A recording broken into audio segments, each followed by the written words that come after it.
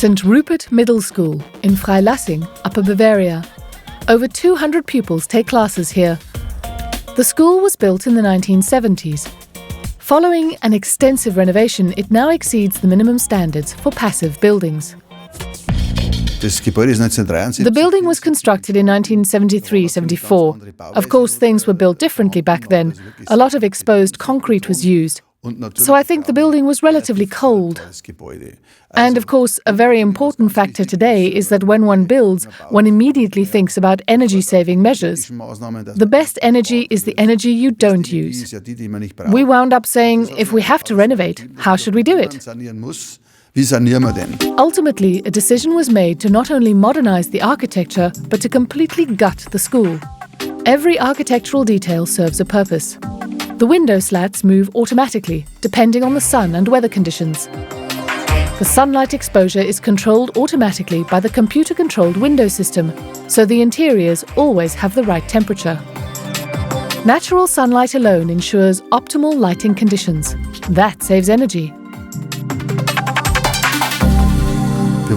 We wanted to be a showcase for everybody from the very beginning, not only for the local population, but also as something of a role model for the county. We set an example for the county in many ways, both in terms of youth work and social services. We're the #1 business location in the county. And of course, we also wanted to be at the forefront when it came to energy. In the classrooms, a ventilation system ensures there's fresh air.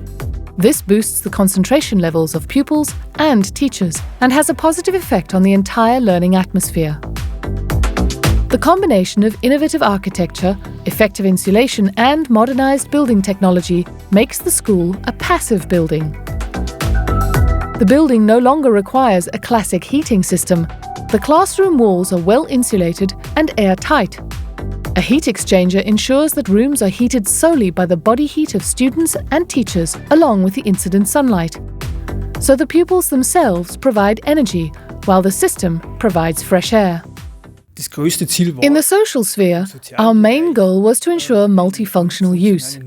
In other words, we wanted the building to house the middle school itself. Then the business college moved in.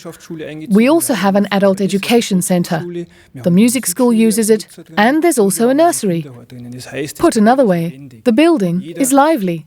Anyone can use any room in the building to the fullest extent possible. In doing so, we bring energy into the building. So the building is actively passive, because the users provide the energy resources for the building. This was made possible through close cooperation between the City Council and a local team of architects. And all are proud of the measurable success. Overall, the middle school's heating needs were decreased by more than 90%. This saves the school €32,000 in heating costs annually, and it sustainably promotes climate action by eliminating some 221 tons of CO2 emissions per year. Teaching and learning in the new atmosphere is fun.